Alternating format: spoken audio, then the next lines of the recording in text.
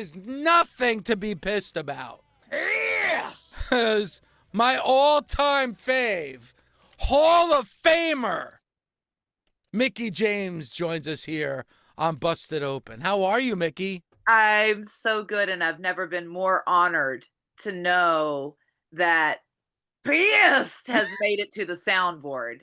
As you know, I thought I was honored last weekend at Bound for Glory, but to know that pissed moniker to a button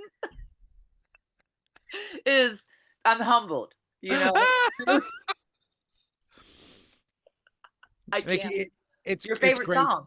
That's your favorite I love it. And I like the non-edited version, because then you get not I'm fucking pissed, baby. Yes! In case you didn't understand it before, I said I'm fucking pissed. That's right. Yes! But there's no. I mean, you got a movie. You just had the premiere.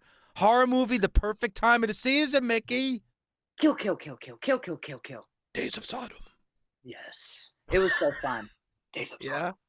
Are you a Crow fan? I am a Crow fan. A lot fan. about the Crow series. Oh, I did not when I was asked to do it, and obviously I was in it. Vernon Wells was there at the premiere, and he's been in tons of stuff, Commando, and he was so cool. He's who I got to work with in my scene. But yeah, Cody, the writer of it, and it was really cool. But I hadn't seen The Crow probably since it first came out. I'm not into horror films. I'm not into gore. I'm not into scary films. So even when I was asked to do the film, I was like, ooh, I don't know. And then when we were going to the premiere, I was terrified because I thought I was going to have nightmares, but it was all right. I made it through. We're here. We're here now. No nightmares. And it was great. All right. So you're not a fan of horror movies at all? Don't. Wow. I don't. You don't like to be scared. I like a little fright, a little holler, a little scream. A little what? A little what? A little holler. I don't want to piss my pants in fear.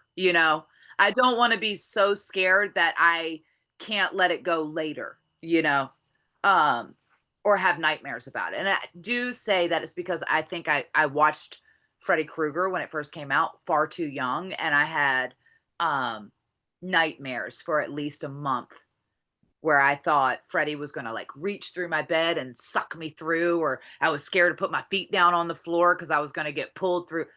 Horrified. And so ever since then, I've not watched a ton of horror films. I think I've watched The Hills Have Eyes, the really ones, not scary ones.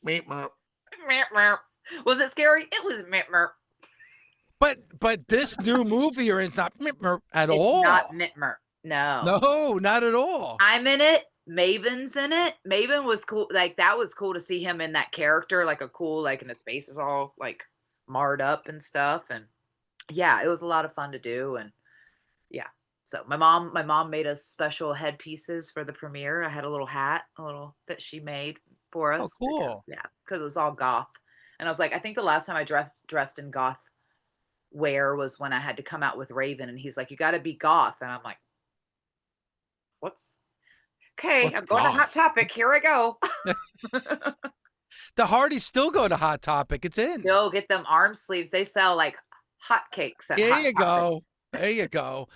Speaking of Bound for Glory, you're going into the TNA Hall of Fame. Congratulations. Well overdue. Thank you. I'm sure there's other Hall of Fames on the horizon, but what was that night like for you? It was surreal. I mean, it was a whirlwind, first of all, because I flew in that day. We had a concert the night before, and so Donovan and I flew in. D was with me, so it was really cool for him to be there and see all of it. Because I think that he's been around it for so long, he really doesn't grasp, what it is, or that it's, So I think to see to see me get honored that night and to be there, was cool for us. Maybe a little understanding of oh yeah, mom's kind of cool sometimes, right? But it was just surreal, man. It was a whirlwind. It was busy. And then when we get out there, and then Lisa was the best.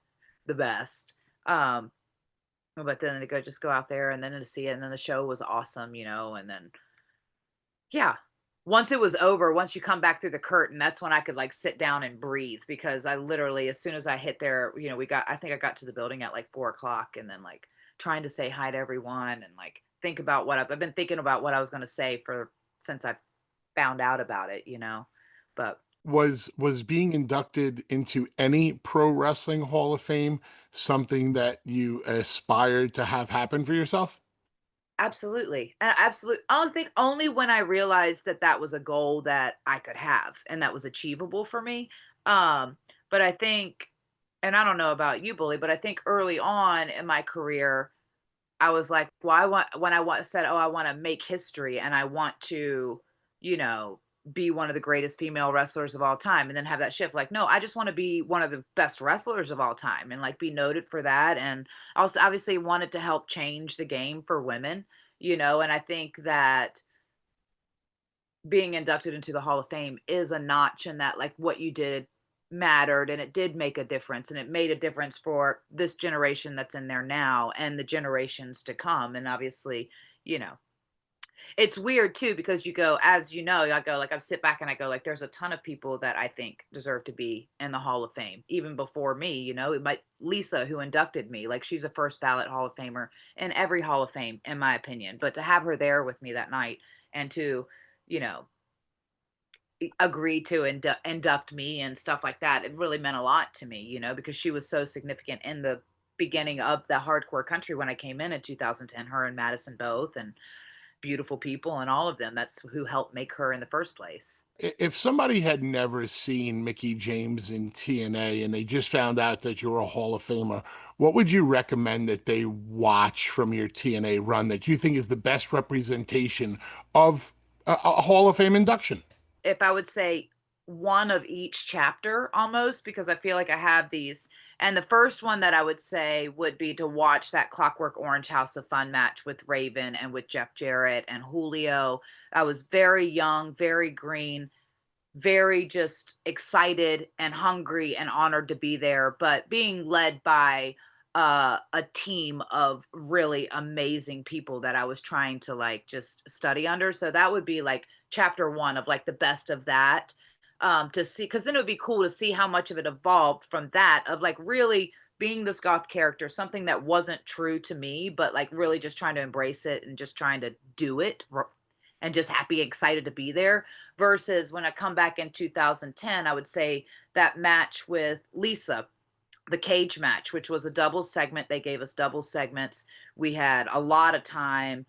Lisa got injured halfway through the match and still like dislocated her elbow the other way. And we still finished the match. And that really set, I think, the tone for hardcore country. And it was the first time that, probably since WrestleMania where I felt like been given like a really golden opportunity to prove like the women were capable of like owning up to this opportunity.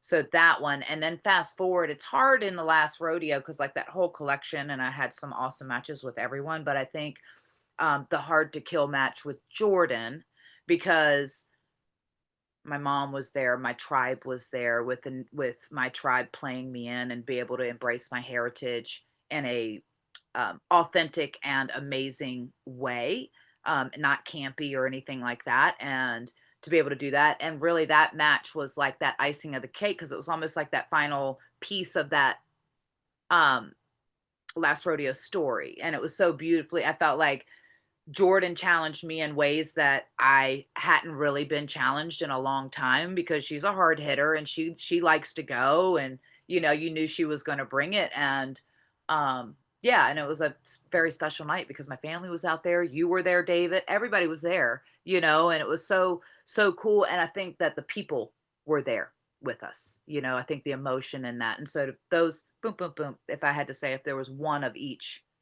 chapter, that would be the ones. It's difficult, right? Because you've spent a career like putting people over, taking them to that next stage. Like you just said with Jordan, or you took her to that next stage in her career after having that match with you and that feud with you in those series of matches with TNA. Like at a moment like Bound for Glory, do the emotions get the best of you?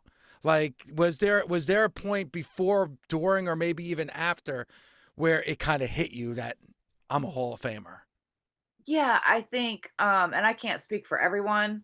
I think it's a weird balance because we spend our whole careers being humbled and being told to be humbled and to not put yourself over too much because then, oh, this person's arrogant or whatever. So you're constantly, I've spent my entire career being humbled, so for then to go out there one night and then actually be able to say, hey, I did okay. Like I did all right. Like I set some goals and I actually achieved them. And this is awesome. And to pat yourself on the back. I don't know about you, Billy, but it was extremely uncomfortable to whereas like I can't, you know, these are like all the things you think you exude in real life, but you do spend a lifetime being humbled, so you don't ever actually express that. And when someone does put you over and tell you how great you are, your immediate knee jerk reaction is to like almost like make yourself small for whatever. I don't know about you guys. For me, that's Mickie, when the red light is on, fuck humble.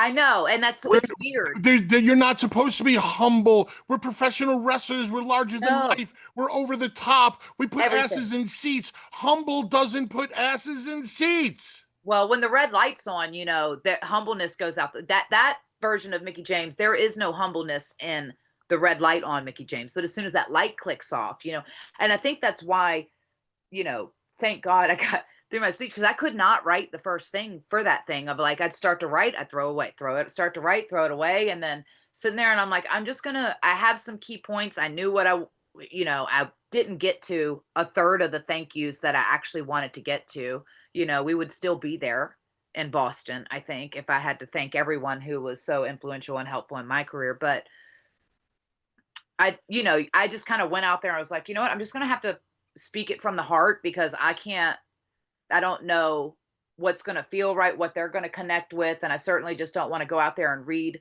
heartlessly from a piece of paper, because it doesn't have that same emotion. I'm going to do it like my promos. I'm just going to go out there and wing it, baby.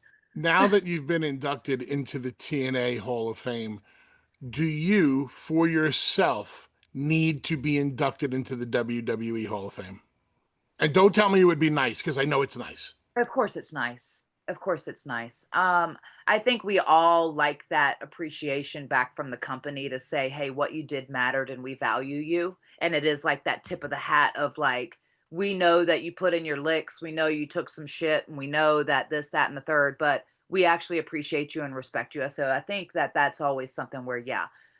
But I was having a conversation with someone. They were like, oh, well, could you do one more run? I was like, hell yeah, I could do one more run. I got it in me. And they were like, oh, what do you have to prove? And I go, you know what? I've been really blessed. I don't really I think I set out and achieved all my goals. And if it was I don't really have anything else to prove. I don't have anything else to prove. I think I've proved everything that I could prove. And if anything, it would be like, oh, I can still go with these girls, but I can whoop them all Well, you're with a the Hall of Fame. backhand.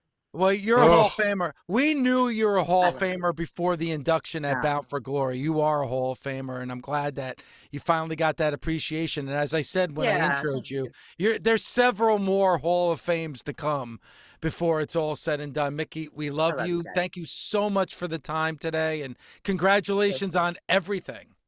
Thank you. Thank you so much. I love you guys.